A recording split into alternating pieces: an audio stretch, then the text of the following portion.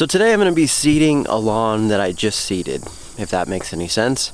I will explain. Let's go get to work. So whenever you're seeding a new lawn, I think a lot of people probably just put down their initial seed, and whatever comes up after that is kind of just what they think. That's my lawn, that's what I'm just gonna have. And sometimes it's a little thin, and sometimes there's areas that probably actually needed just a little more seed. So simple overseed though, a couple weeks after, maybe a week after, once you notice where your bare spots are at, can really make long-term success a lot better. So today that's what I'm gonna be doing, just a simple overseed on these areas that I did a full renovation on any of the spots that right now look like they're gonna be really thin, which on this backyard by my shed, pretty much everywhere is looking pretty thin right at this moment. On the front yard section of the ryegrass, it's doing fairly well, but there are some spots right now where I notice this is not going to be thick enough going forward. So right now is a good time. Get that new grass seed germinating in there right now while you still have some time, and you should have great results by the end of the fall. So if you want to notice how bumpy your yard can get, or maybe why it does if you have a lot of earthworms, just look at how much this was leveled out before and how bumpy it is already from the earthworms. But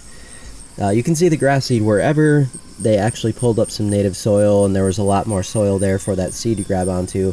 I have a lot better coverage. And it is growing everywhere throughout here, but it is very thin in most spots. So today I'm going to add a little overseed onto that. Basically, it just simply means putting seed on top of what you already have.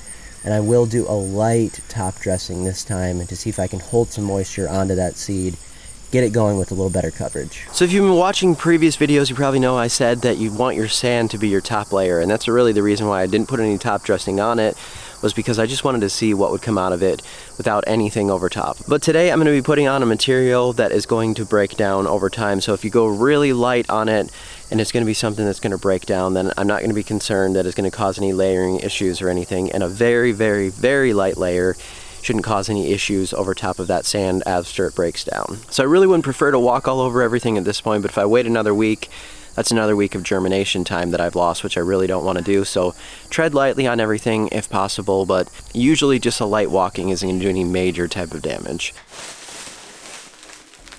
This is a small enough area for me that I don't really need a spreader, but definitely to get even coverage and everything, it would be best to use a spreader for any larger areas.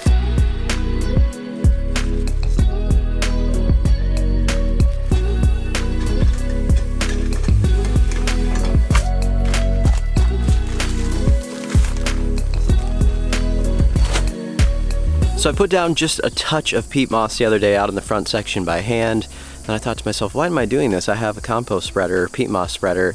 So today I'm actually going to be using mushroom compost on this as a new kind of test for me.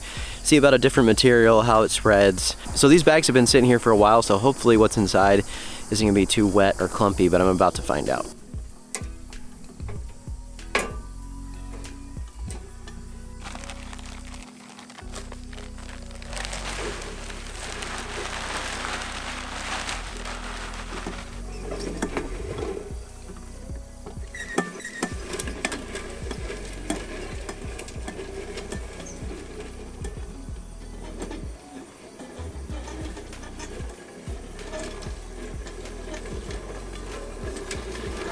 So far, what I'm noticing about this is that there's just a lot of chunks in this stuff.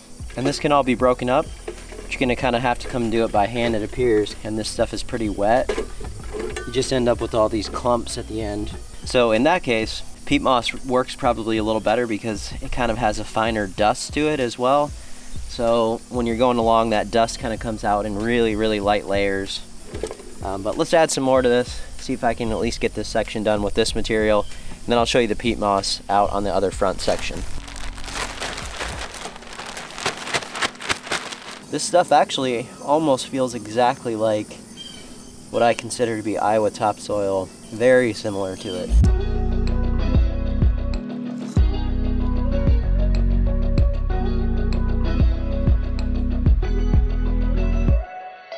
So comparing that to peat moss, in a situation like this, I think for me, I would still probably go with the peat.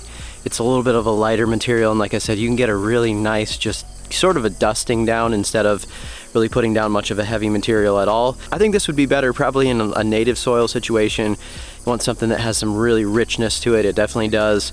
And if you put that over top as a really light top dressing on a more native soil situation, I think it would work better. But in a situation like this, I probably would go with a really light dusting of peat moss instead of that on this sand. We're gonna go out front right now and I'm gonna show you a couple sections there that I need just a really light top dressing on. And I'll show you how that works there.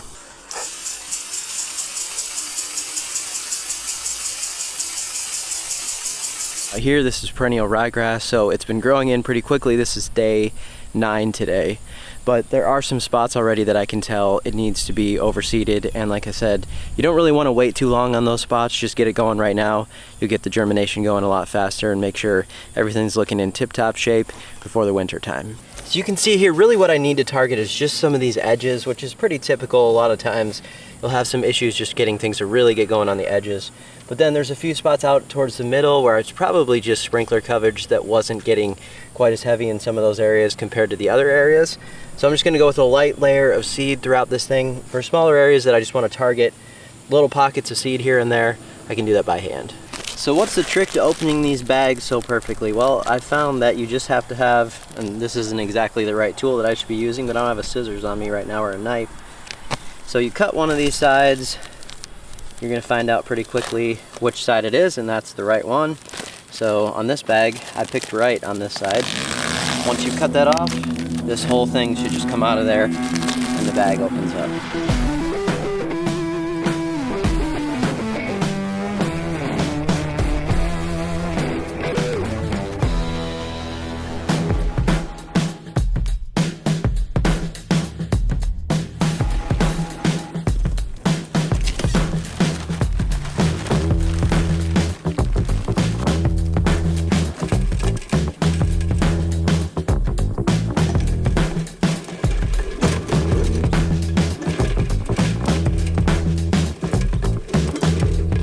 I pretty much knew that was gonna happen, but I only had like half a bag left and I'm gonna need more.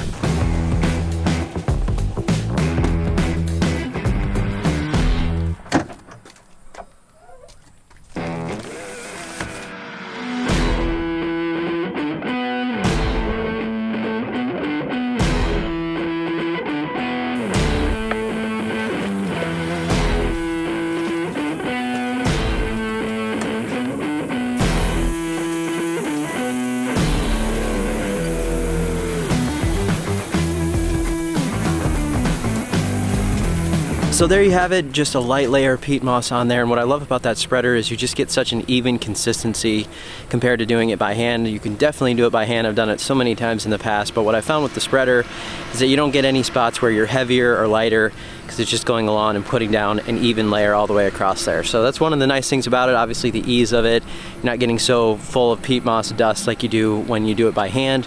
Either way you want to do it, it's totally fine. But on this one, like I said, the nice thing about it too, that peat moss has such a light texture to it that actually, if you're just barely going over these areas, that dust that kind of comes from it just covers this area, but it doesn't put down anything too heavy, so you have just a really nice top dressing on there. The other nice thing about it is this is the material that you're gonna be left with, so either this stuff is gonna go down on the yard if you kind of do it by hand, or with the spreader you get all these bigger twigs and little bigger stuff that comes out of there, and you can remove it before it goes down onto the yard. So especially in low cut situations, I really like doing that because it gets rid of this stuff.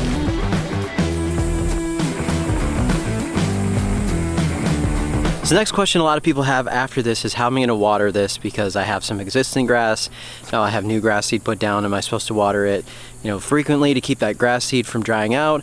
Or since I already have the new yard there, what do I need to do? So for me, usually I just try to bridge the gap in between there. As these first couple days, I make sure that I don't let things dry out too much with that new seed there. But I think what you'll also find is that since you do have some turf there now, it tends to help to keep the moisture in a lot better than just the bare ground. So when you were seeding on bare ground, sometimes it does dry out a lot easier if there's nothing there to hold in any other moisture.